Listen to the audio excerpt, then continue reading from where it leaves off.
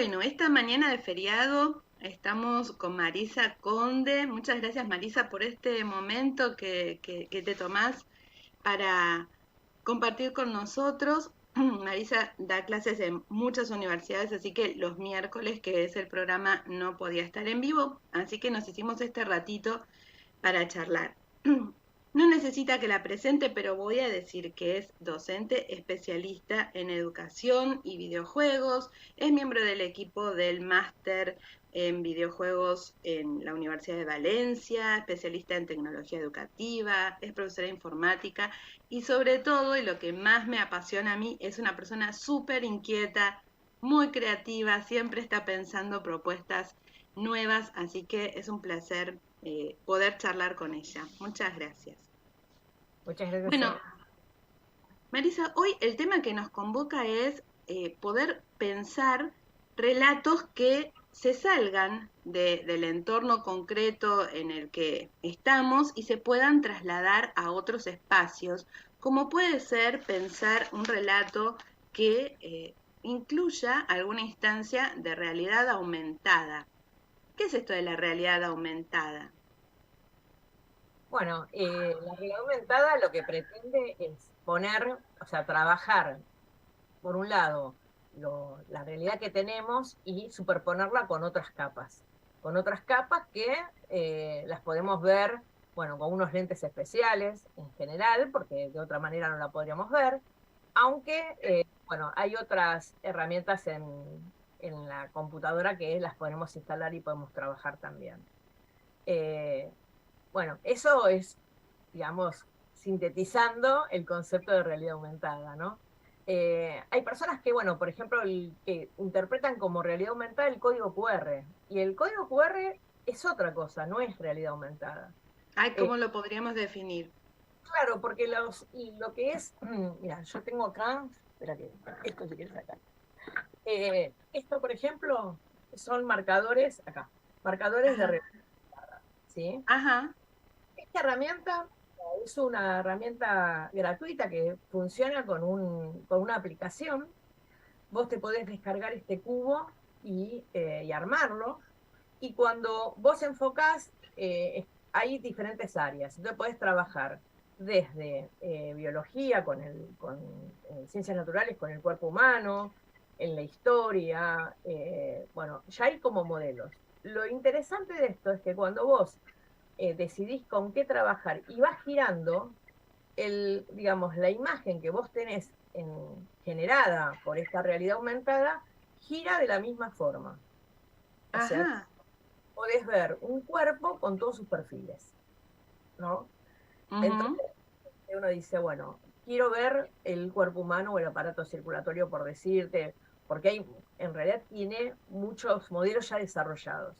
Y, bueno, en la observación, yo pienso en un trabajo, no soy de ciencias naturales, pero yo pienso en la riqueza de la observación de un objeto de esta manera y trabajarlo en una propuesta que hace el docente en función de ese cuerpo que puede ver el estudiante y que lo ve en, de una forma natural, ¿no? Cercana, claro, como si estuviera inmerso ahí.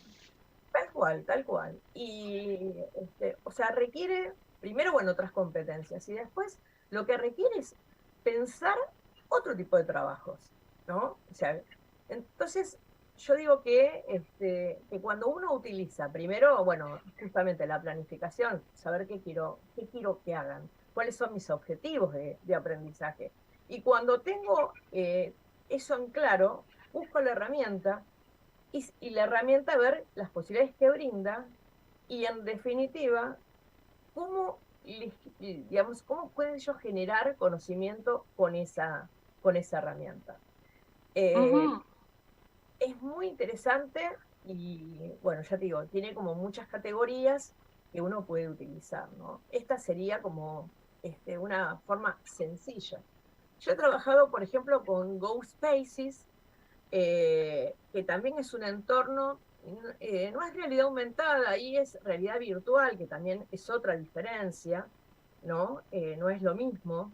Y, Y ellos Claro, no es traer, digamos, algo a nuestro mundo físico, sino al revés. Nosotros sumergirnos en un mundo virtual, ¿no? claro, tal cual. Y en eso, por ejemplo, los trabajaba con chicos de quinto año. Cuando estaba en la escuela media, no lo estoy ahora, trabajaba con emprendimientos. O sea, una cuestión, ellos desarrollaban un producto o un servicio durante el año, con diferentes, o sea, incursionaban en el uso o sea, diseñaban diferentes objetos o diferentes propuestas que tenían que ver con su emprendimiento, pero en función de pensar como fuera de la caja, ¿no? Entonces, una de las cosas que ellos hacían era presentar su empresa, entre comillas, o lo que ellos querían desarrollar porque todo esto era en un modo, eh, digamos, exploratorio, ¿no? Claro, Eh, no llevaban a cabo el servicio o el producto, no lo materializaban, sino que era todo una propuesta de planificar, de pensar y cómo lo harían y demás. Y una de las cosas que yo les pedía era cómo presentar su empresa en un espacio como ese. Y era muy interesante lo que virtual. ellos hacían. ¿No? Porque justamente ya veníamos trabajando, ellos tenían todo el recorrido de lo que fueron pensando, las diferentes etapas de este emprendimiento, y ahora estamos trabajando con lo que sería el marketing, la difusión, y cómo lo harían en esos entornos.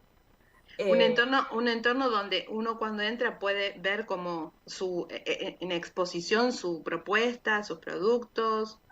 Ellos lo que hacían era, o algunos tomaban su oficina, cómo sería, los sectores, o sea, pensaban su empresa. Otros, que si era de producción, lo que hacían era colocar las diferentes secciones que tendría la empresa, ¿no? Es decir, la parte administrativa, la parte propia de producción, la parte de diseño, o sea, ellos imaginaban en ese entorno Entorno.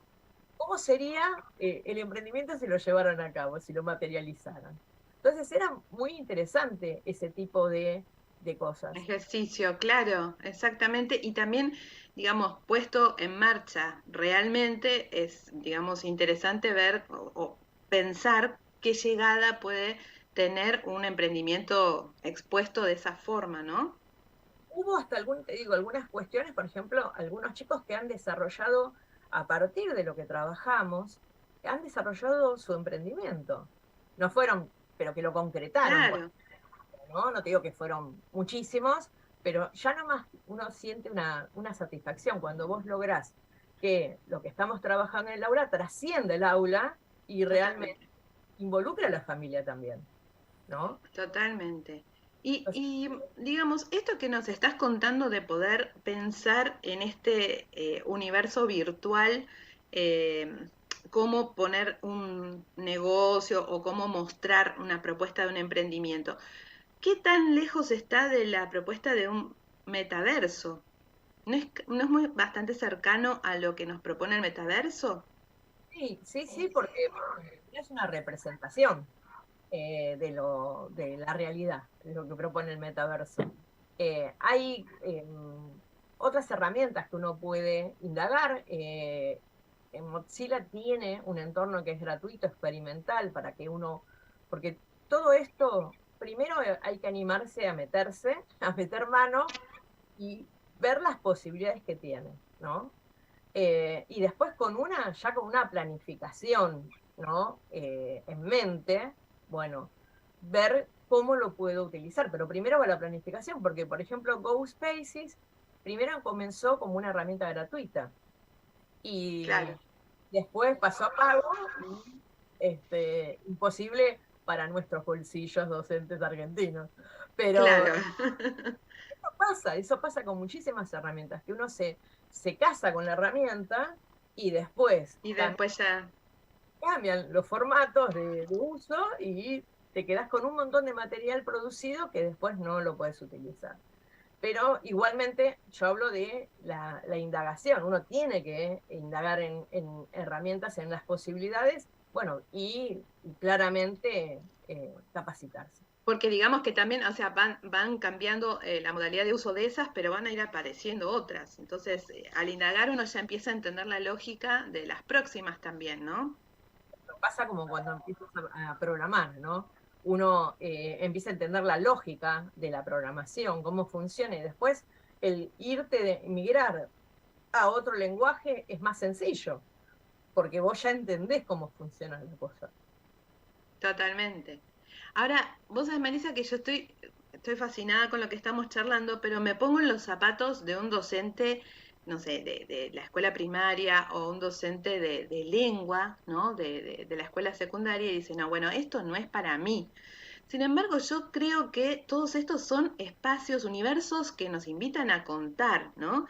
Y al principio decías que el código QR, que es bastante usado en proyectos, digamos, para generar estas capas que mencionabas en la escuela, es una forma también de hacer un primer ensayo fácil, ¿no? Muy accesible. ¿Qué otras recomendaciones les darías a ellos, a esas personas que no son muy tecnológicas y que, digamos, de todas maneras están convocadas a ser parte de un proyecto en el que ensayemos con distintos espacios virtuales o, sí, virtuales para enriquecer relatos? Sí, seguramente el código, si bien lo que decís no es realidad aumentada, pero permite hacer una serie de, digamos, de iniciarse en esto de conectar el entorno con lo que sería la web sin estar en la computadora, ¿no? Con un celular y demás. Yo digo, he trabajado, por ejemplo, en experiencias con docentes de matemática y que los estudiantes armaban desafíos matemáticos, ¿sí? Entonces, esos desafíos los diseñaban, porque existían avatares, había toda una cuestión de diseño, y lo transformaban en un código QR. Esos códigos QR se imprimían y se pegaban en la escuela.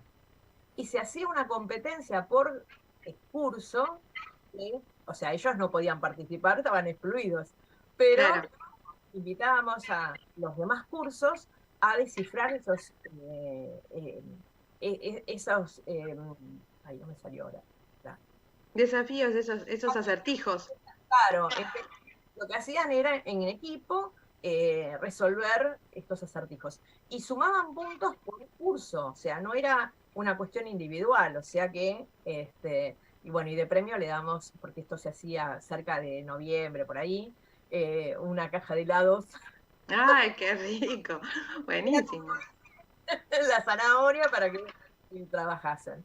Pero también hemos hecho proyectos con profesor de historia que tenía que ver con los monumentos, por ejemplo. Viste que los monumentos les falta a veces información, está solamente la placa, pero digamos que no está todo el trabajo de dónde vienen. Lo hemos hecho con él y con calles. ¿De dónde vienen esos nombres? En el barrio. Ah, súper Entonces, interesante. sí, bueno, eso direccionaba a un sitio web que habían hecho los estudiantes porque trabajaban en grupo y estaba validado por el profesor de historia. Ese fue un proyecto que acercamos al municipio, ¿no? Para que se pudiesen hacer estos códigos y ponerlos en las Claro, estéticas, ¿no? Porque vos querés saber de dónde viene el nombre de la calle, vos enfocándolo con el celular podías acceder a una breve historia del nombre de esa calle. Entonces, es decir, uno dice, tiene múltiples usos, mientras nosotros pensemos justamente la forma de que lo vamos a utilizar.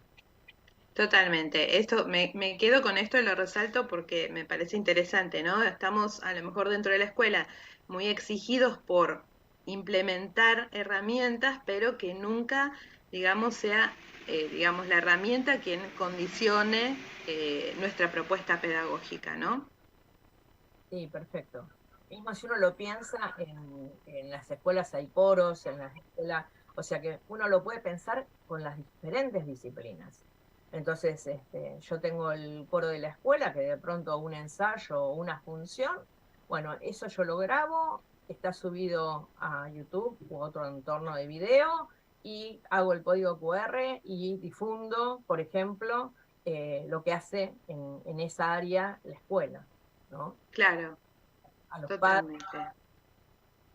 En general, por eso digo, tiene muchísimas, o si uno piensa en un libro, ¿no? Con o sea, hablo de un texto mismo, un folleto, que de pronto están insertos códigos QR que me expanden esa información y me llevan a otros lugares y me hacen viajar, ¿no? Con una intención así de recorrido.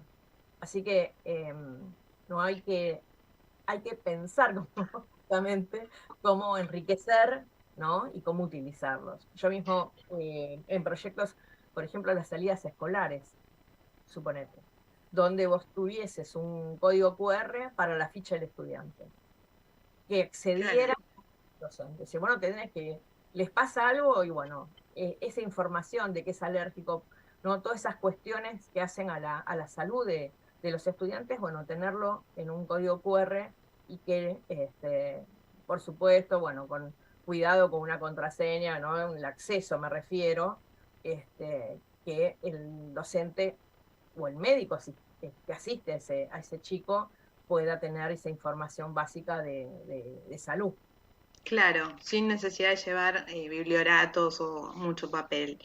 Buenísimo. Bueno, entonces, digamos, sí sería una recomendación que quienes no se hayan animado nunca a acceder a estos universos, prueben, por ejemplo, con estas herramientas que son fáciles, son accesibles, son cada vez más comunes, ¿no? Para empezar.